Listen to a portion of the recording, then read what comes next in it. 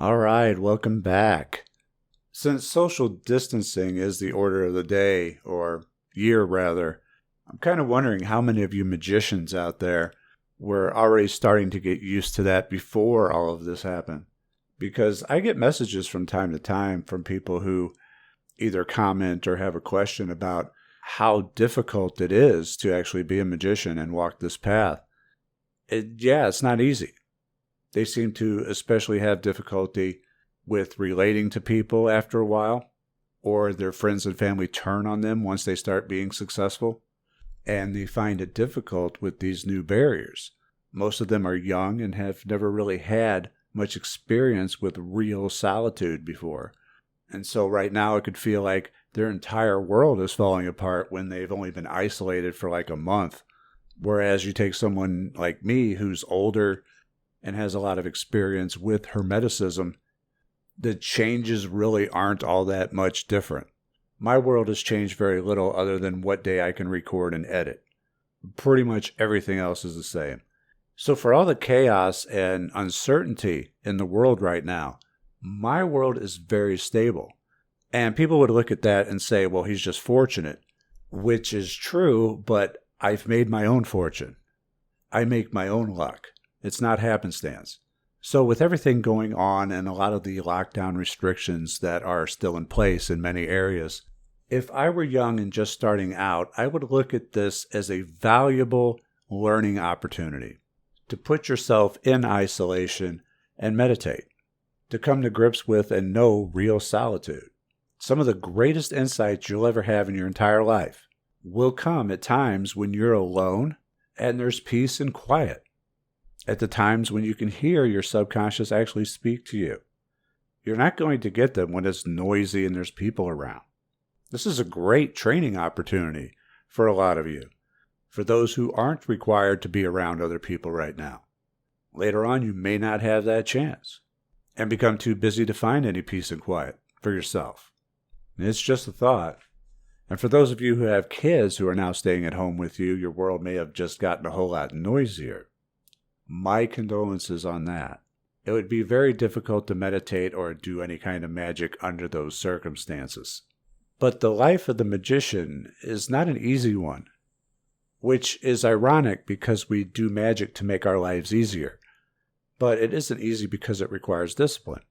You have to train every day, make sure you're doing your exercises, practicing your rituals. You have to stay disciplined so as not to break silence and concealment. For example, for those of you who have manifested an orange ball from the sigil that I had put in the video, how badly did you want to run and tell people about what happened? And for those of you who did, how many of those people just looked at you like you were crazy? And you certainly don't want to tell anyone about it before it manifests so as not to ruin it, all of which takes discipline. Now, speaking of the infamous orange ball, someone had recently commented, "Hey, Frater, why don't you make a shirt with the orange ball?" Which I thought was a hilariously good idea. So I am pleased to reveal that for those of you who have manifested the orange ball, the official Order of the Orange Ball shirt. On the front, it's got a tiny little orange ball bouncing up near the corner, and on the back, it has the Mindandmagick Order of the Orange Ball. I'm not certain how long these will be available, so for those of you who have manifested the orange ball, you'll want to get them while the getting is good. Okay, so for me personally, the hardest part of being a magician is not being able to help as many people as I would like to help. Yes, being a magician is difficult. The life is not an easy one. But it's even more difficult knowing that you could help people, but you just won't be able to. That, to me, is the most difficult part of being a magician. I've said it near the beginning of this channel, that you can't save everyone. Most people can't even save themselves. But even if you could, they'll resist you. I mean, look what's going on in the country right now. You got to stay home because we're trying to save you. No, I'm going to run outside and get a haircut and go to a party and protest my right to spread the disease. In short, people don't like being told what to do. You tell them to do something and they're going to resist that. They're going to want to do the opposite. And again, that was just an example. I know there's economic factors and a bunch of other things involved in it, other than just being told not to do something. But it does illustrate the point, although it's not the only situation. Look, I just had somebody that I've known. I wasn't real close with him, but I knew him fairly well back in the day. Found out that, he offed himself the other day. Was depressed, committed suicide. Told everybody, that's it. I'm done. I'm out. And he jumped off the planet. Now, could I have helped him? Sure, I believe so. Would he have let me?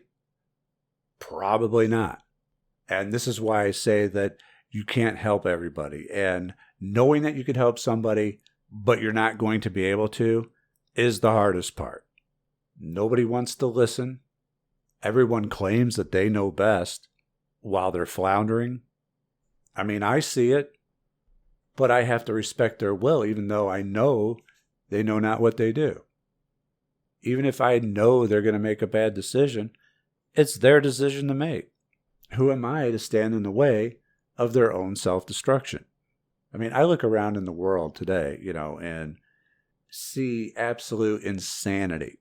The world has quite literally gone insane. What else would you expect from people who have been cut off from source for so long?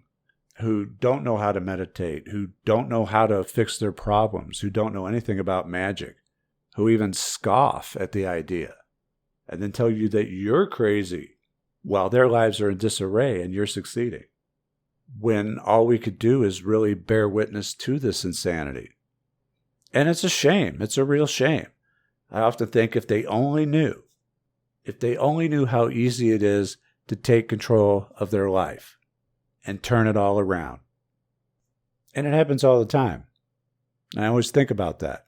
But my friend who decided to end it really just made it that much harder and more tragic for me. Because something probably could have been done. But some people are like that. It could be pride. It could be that they just don't want to bother anyone. So they never ask for help. They never ask for assistance. But they also don't know how to fix the problem. And it's really sad. It really is.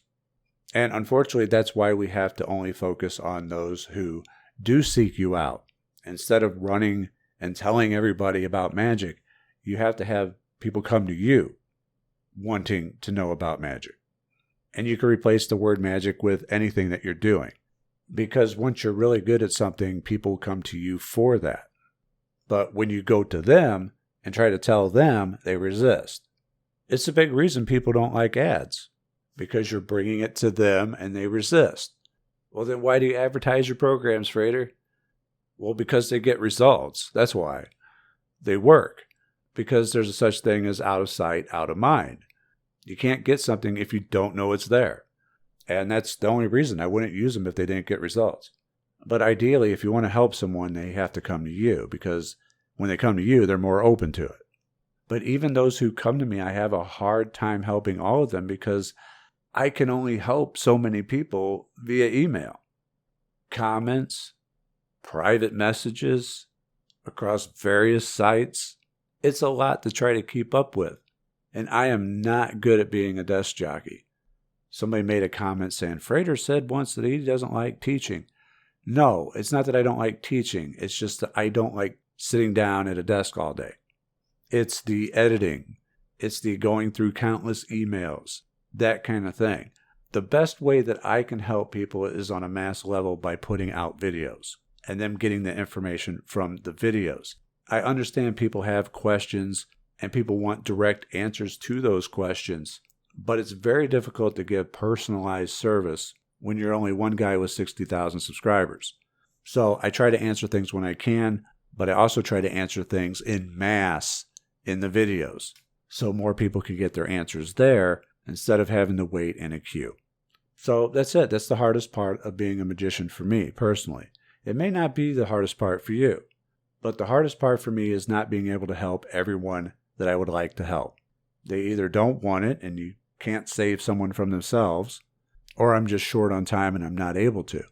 I get a lot of people claiming that there's synchronicity in every video that I put out, which confirms to me and lets me know that yes, I'm still helping on this mass level.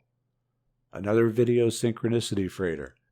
good, then I know that I'm doing what I'm supposed to be doing. And I will continue to do so. And that's all the time we have for today. I hope you enjoyed this video. Please leave a like and share it if you did. You can find me at all the usual social media places.